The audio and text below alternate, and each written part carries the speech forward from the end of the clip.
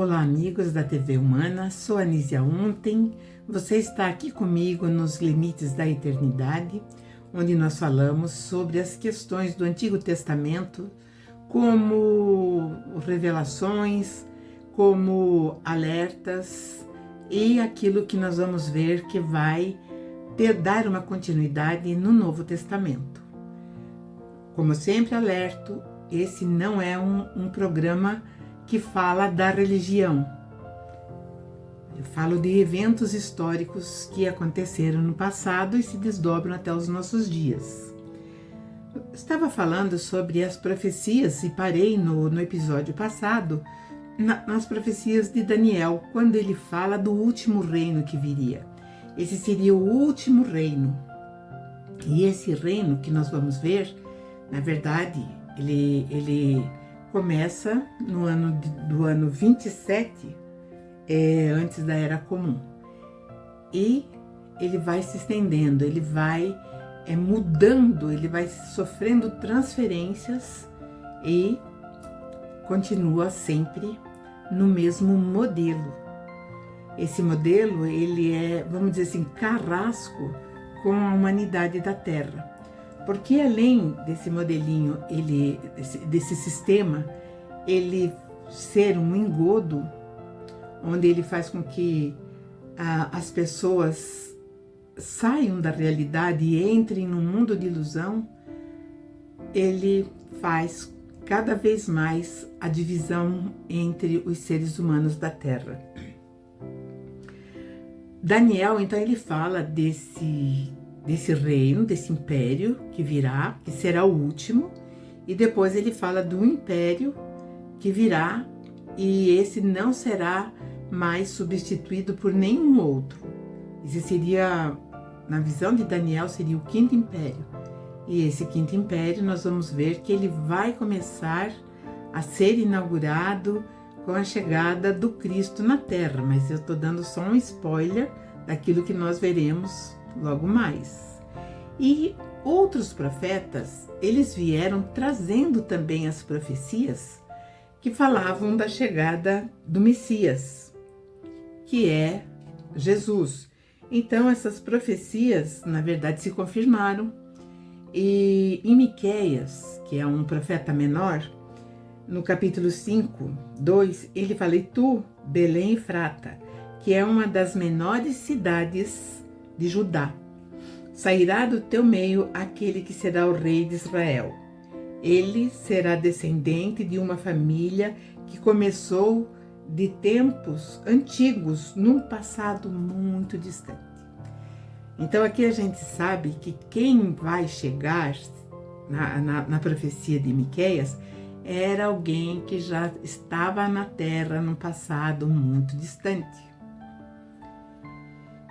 E em Zacarias, que também é outro profeta, ele diz assim, no capítulo 9, versículo 9: "Alegre-se, muito povo de Sião, moradores de Jerusalém, cantem de alegria, pois o seu Moshel", então, lá está escrito o seu rei, mas na verdade essa palavra Moshel, em hebraico, tem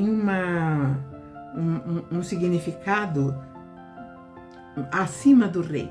Então ele diz: o seu Moshel está chegando, ele vem triunfante e vitorioso, mas é humilde e vem montado num jumentinho filho de jumenta.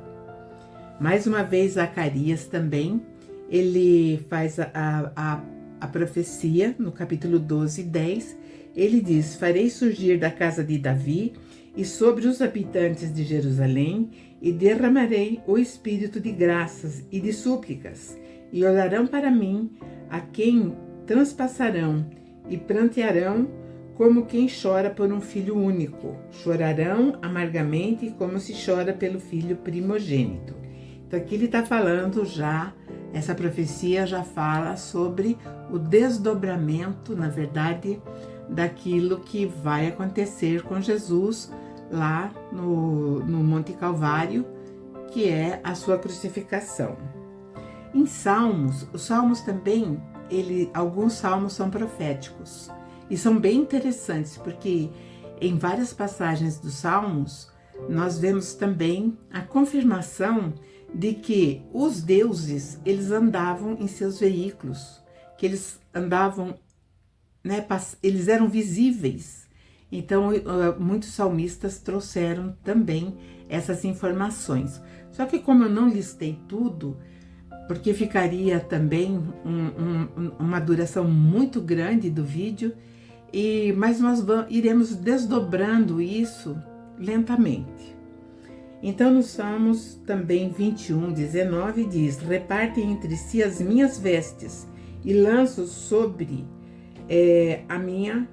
lançam sorte sobre a minha túnica. E isso aconteceu depois da crucificação de Jesus.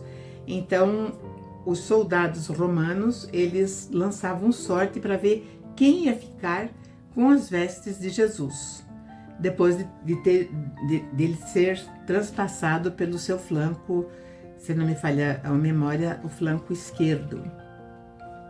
Então, ele já lá o salmista fala, né, que ele recebeu essa mensagem dos Salmos do Senhor de Israel, contando sobre esse fato que aconteceria no futuro, e realmente aconteceu. Muitos dizem que o Novo Testamento, ele faz, vamos dizer assim,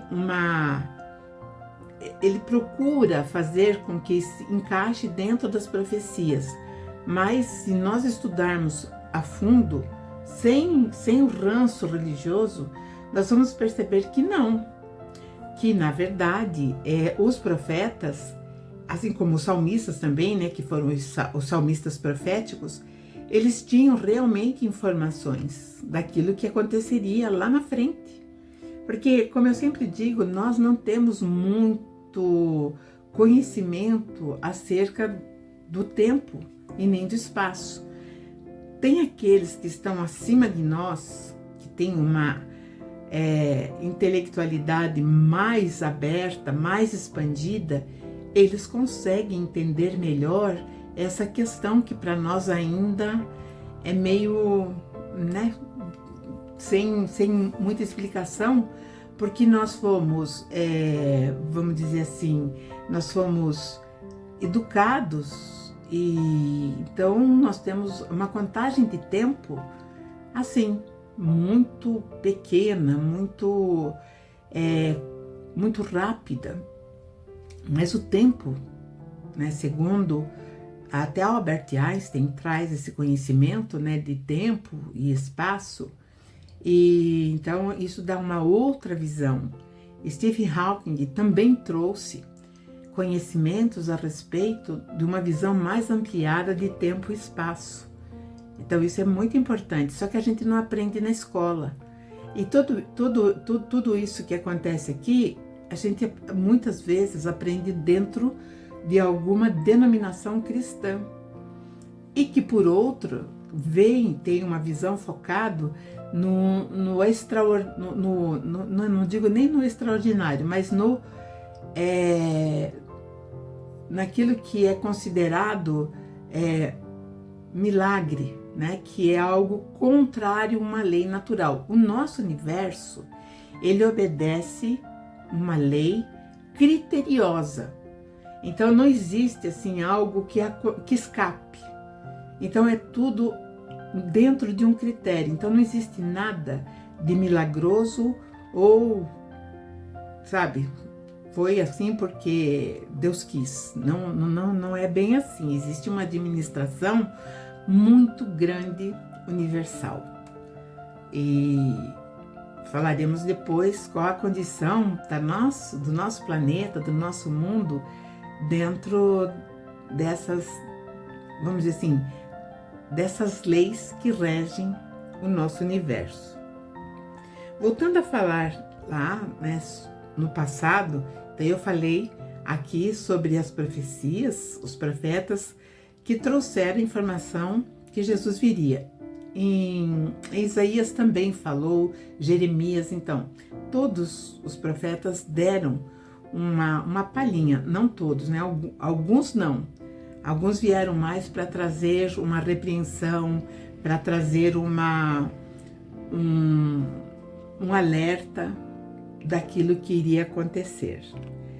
Mas lá atrás, bem antes dessas profecias, existiram, como já falamos em outros episódios, os dois clãs que começaram, né, a ter uma dificuldade entre eles. Esse clã era o clã de Enlil, que era o senhor do comando, e o clã de Enki, que seria um outro clã, porque ele seria o senhor da terra, ou seja, ele implantaria as leis que o senhor do comando ordenasse. Então era essa administração. Mas começou a ficar muito tensa essa situação, porque o comportamento de Marduk, que era filho de Enki, começou a provocar, vamos dizer assim, um temor naquilo que poderia acontecer no futuro, porque eles estavam vendo que Marduk estava cada vez mais agindo à revelia, embora tudo ele comentasse com o pai dele, mas por algum motivo percebiam que ele tinha uma facilidade e ele ia em determinado momento partir para o confronto. Enlil, que era o senhor do comando, ele recebeu o epíteto, ou seja, eu não vou falar a palavra alcunha, que é uma coisa muito feia, mas ele recebeu também o nome de Yahvé, que aqui no Brasil conhecemos como Jeová. Aí, novamente, buscando lá a profecia de Daniel, segundo essa profecia, o penúltimo império seria o mais cruel, então que seria o quarto império. Esse império esmagaria seus opositores até chegar ao povo de Israel. Só que entre essa linha de tempo, para nós, ela vai se estender por muitos eventos que acontecerão. Então, quando Daniel estava fazendo essa profecia, devia ser pelo ano 500, quase 500 antes da Era Comum. E ele, ainda 690, 680, então ele fez essa profecia falando nos desdobramentos que aconteceria até chegar ao povo santo. Então, o povo santo seria aquele povo que, de acordo com os profetas, eram os moradores de Israel, mais precisamente de Jerusalém. Também chegaremos lá. Bom, embora outros dominadores imperialistas fossem duros e frios com os países que eles dominavam, assim como aconteceu com o Império Assírio, o primeiro Império Assírio, depois vem o Neobabilônico, que foram assim bem dominadores e cruéis. Eles desterravam as pessoas e obrigavam as pessoas, inclusive, a aprender a sua língua. E isso se chama assim, tirar a soberania de Estado. Então o país perdia as suas raízes, as suas culturas. Lembrando que com Nabucodonosor, quando Daniel e os seus 3 amigos eles foram levados, eles foram selecionados justamente porque eles tinham facilidade de aprendizado e eles também não podiam falar o hebraico ou o aramaico. Eles tinham que falar a língua da Babilônia, que era outra língua diferente. Bom, o Império Romano ele vai se diferenciar em vários aspectos quando ele chega ali na região que ali estava, onde estava Jerusalém, onde estava Israel. Então ele vai ter um aspecto, porque eles não queriam saber o que a pessoa acreditava, o que aquele povo pensava, quais as tradições, costumes, eles não queriam saber. O que eles queriam? Eles queriam pegar impostos e dominar aquela terra. Mas dominar no sentido de explorar. Por isso que esse quarto império seria o mais cruel. E o Império Romano, então, ele não ligava se acreditavam ou não, ou no que acreditavam. E quando ele chega em Israel, ele faz a mesma coisa, o Império Romano. Mesmo subjugando e impondo pesados castigos, porque era cruel, eles machucavam as pessoas, matavam as pessoas que eram dominadas. Qualquer que se rebelasse contra os pesados tributos eram mortos sumariamente ou então mandados para as galés, como escravos. Naquela época, o transporte era através dessas galés, que eram, vamos dizer assim, embarcações grandes que faziam trajetos pelo mar bem grandes, mas eram com os remadores que eram escravos que ficavam ali onde eles chamavam galeras. Então eles ficavam nesse lugar e conforme ia morrendo, porque eles tinham que remar sem parar. Quando morria, jogava, punha outro no lugar. Assim, era peça de reposição. Então esse era o Império Romano. E durante o governo de César Augusto, que foi o fundador do Império Romano, como eu falei, no ano 27 antes da Era Comum, e ele então ele está estabelecido como imperador já. Todo Israel já está sob a sua guante, né? Todos eles sendo tributados, e é nesse cenário que vai acontecer o nascimento de Jesus. Bom, os fatos importantes sobre esses desdobramentos, eles vão trazer consequências também, né? Porque a chegada do Messias era algo vago, porque os profetas já tinham anunciado que o Messias viria, mas era vago, era apenas um falatório. Então aquilo era uma coisa que podia acontecer, como podia não acontecer. Então era um boato dentro de uma sociedade. Esse boato acontecia justamente na sociedade dos deuses, que o próprio Senhor do Comando, ou o Senhor Yahvé, ele viria assim, ele nasceria como um homem comum, como um terrestre. Mas isso era espetacular e ninguém podia acreditar que isso poderia acontecer, porque afinal de contas o Senhor do Comando jamais se submeteria a uma situação assim. Ele poderia mandar outros no seu lugar. Então era algo que não dava para entender.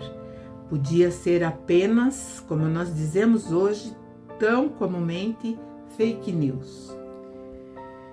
E Marduk, que era aquele que queria galgar cada vez mais, ele estava assim, achando, né? Será? Porque nesse período Marduk já tinha elaborado todo esse sistema. Afinal de contas, como nós vimos no Império Neobabilônico, ele próprio, ele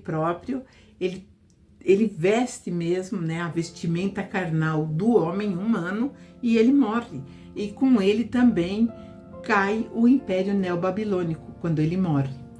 Então, quando ele volta, né, no seu estado natural, que não é desencarnado, é dimensional. Então, quando nós temos assim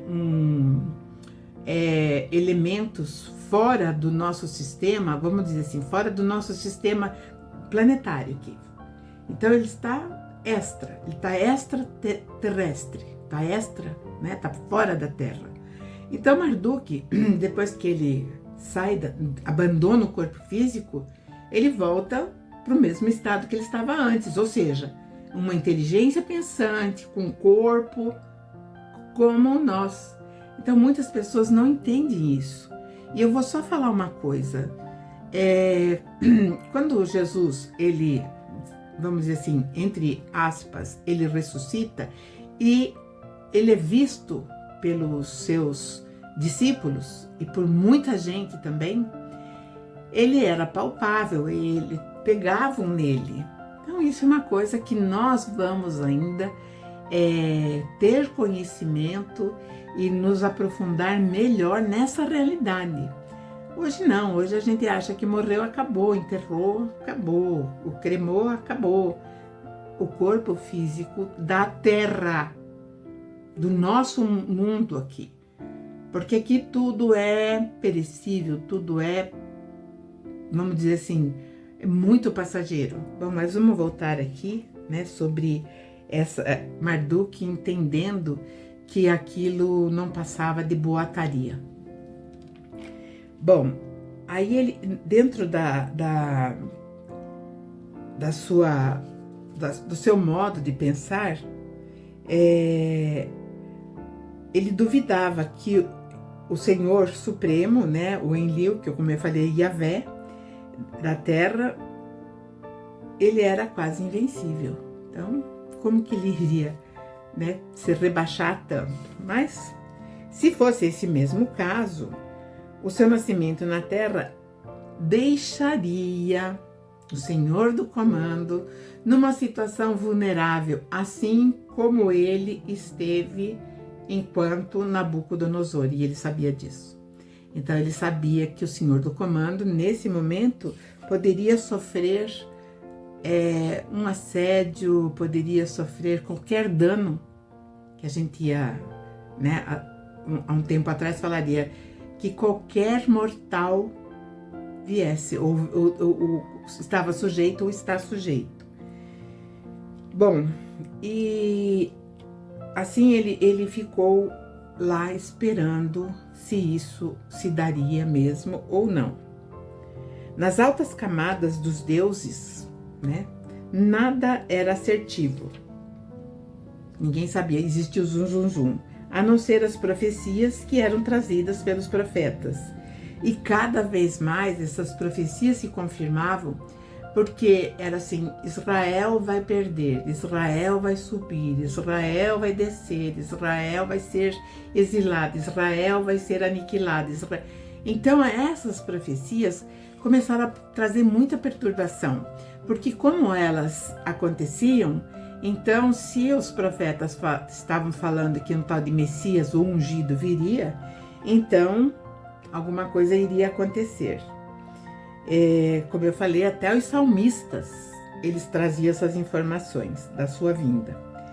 Com a queda do Império Medo-Persa, que nós vimos, né, que foi quando Ciro o Grande, ele dominou por 220 anos, e Ciro, ele era mais compassivo, ele era mais,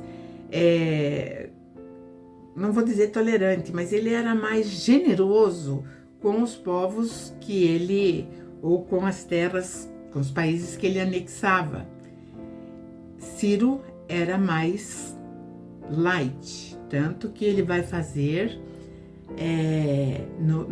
durante a sua regência como o grande império, né, o mandante do império, Medo-Persa, ele vai fazer, através de Dario, também o Grande, ele vai fazer com que o povo que estava em cativeiro lá na Babilônia voltassem para Israel e reconstruíssem o templo. Então, também falarei no próximo episódio sobre as profecias que dão conta que Ciro veio justamente para fazer essa repatriação desse povo para Israel. Mas vamos dizer que Marduk, nesse período aqui que eu estou falando, né, que Jesus estava chegando, então Marduk, ele começou a se preocupar, ele começou a sentir alguma coisa, né, que não ia dar bom. Então, antes do Império Romano, nós sabemos que Marduk comandou, sim, o Império de Alexandre o Grande, que foi quando teve o Império da Grécia, mas durou muito pouco tempo. E esse tempo desse império de Alexandre o Grande teve uma velocidade excepcional para as conquistas do seu Deus e Senhor. Porque qual era o Deus e Senhor de Alexandre o Grande? Se nós procurarmos mais avidamente as informações, então quando ele estava lá fazendo as suas conquistas, naquela ligeireza, né? Ele vai para o Egito, e quando ele chega no Egito, ele é aclamado como filho de Amon-Ra. Amon-Ra é o mesmo Marduk. Então ele fica, ele é elevado, e ele mesmo falava que ele era filho do deus Marduk. Marduk, então, ele se autodenominou também o deus do sol, que é o Ra.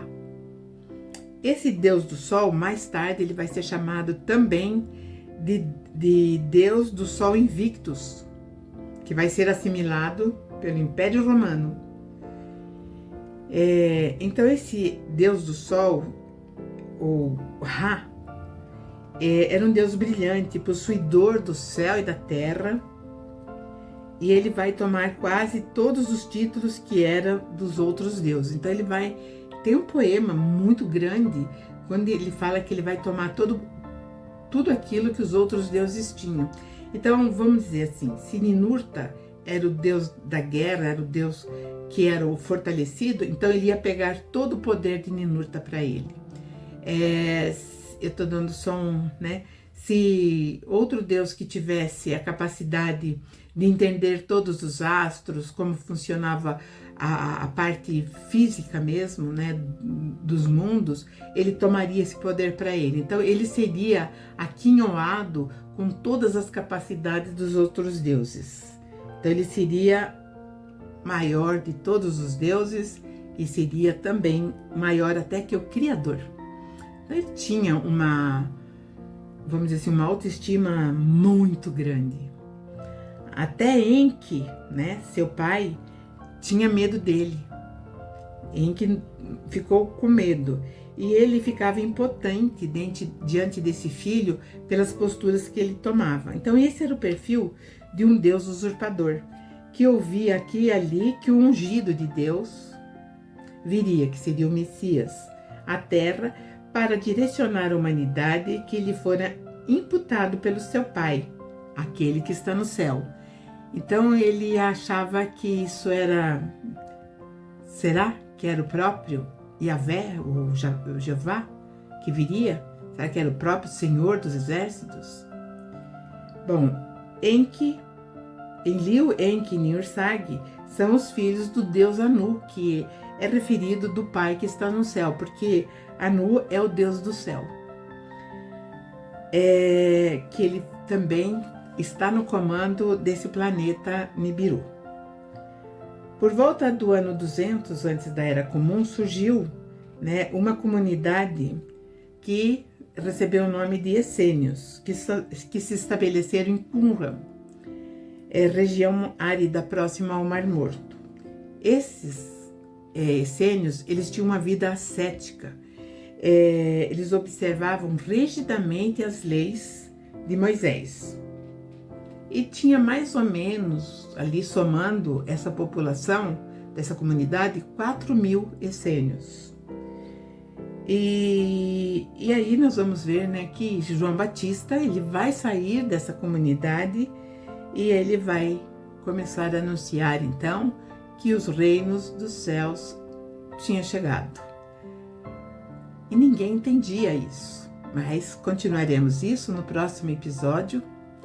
E você que me acompanha todos os programas, agradeço e peço que assistam, que acompanhem a programação da TV Humana. Mais uma vez eu falo, Anísia Ontem, dos Limites da Eternidade, chegando aqui mais o fim de um episódio e daremos continuidade no próximo. Até lá e